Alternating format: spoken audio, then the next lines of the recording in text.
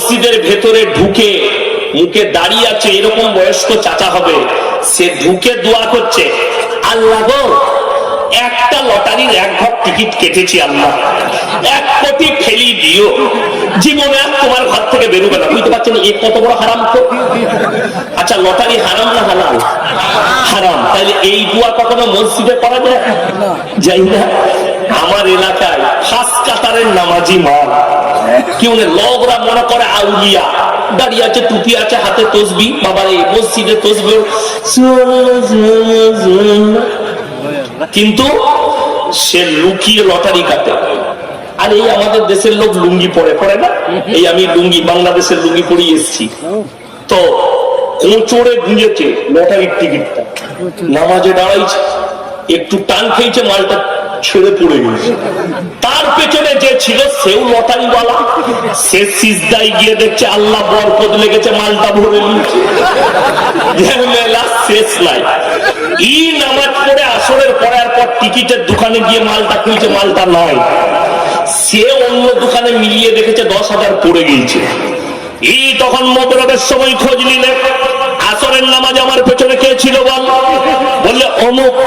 তাকে বলে ভাই লটারিটা কোথায় বল? সবাই জেনে গেল দুটোই লটারি বালা মাল, দুটোই ফাঁস কাটারের মাল। বড় কষ্ট লাগে আল্লাহর কসম। তুমি যখন ওই জন্য আমাদের অনেক ভাই অনেক বাবুল বলে আমরা নামাজে দাঁড়াই, নামাজে মনোযোগ থাকে না, বলে না বলে না। নামাজ নিয়ত করতে হবে, আল্লাহ আমি মসজিদে আল্লাহর ঘরে ঢুকেছি, নামাজি হয়েছি, তুমি আমাকে পরিবর্তন করো, আমার হৃদয়কে পরিবর্তন করো। সবাই দোয়া করবেন, জোরে বলুন ইনশাআল্লাহ। নবীজি বললেন নামাজে দাঁড়ালে তোমরা যখন নামাজে দাঁড়াবে মনে মনে ভাববে আমি আল্লাহকে দেখতে পাই বা না পাই, আমার আল্লাহ আমাকে অবশ্যই দেখছেন। নামাজ সুন্দর হবে। এখন দুঃখটা হচ্ছে আমাদের দেশে 3টে কোয়ালিটির মুসল্লি আছে। ঈদ বকরা ঈদের একটা, সে মাল কথা জীবনে নামাজ পড়ে না, খালি ঈদ বকরা ঈদ পড়ে। আর একটা হচ্ছে জুম্মার নামাজি, আর একটা 5 ওয়াক্তের নামাজি। এই 5 ওয়াক্তের নামাজিতে কিছু ভেজাল আছে, আর জুম্মার মাল কাটা তো ভেজাল বটেই, কথা বুঝতে পারেন। আর ঈদ বকরা ঈদ ওরা না পড়লেও যা, পড়লেও তাই, কথা বুঝতে পারেন। কেন? আমাদের দেশে ঈদের দিনে লাপাই কারা বেশি? ইমামরা জানেন কারা বেশি লাপায়? যারা জীবনে নামাজ পড়ে না পারে।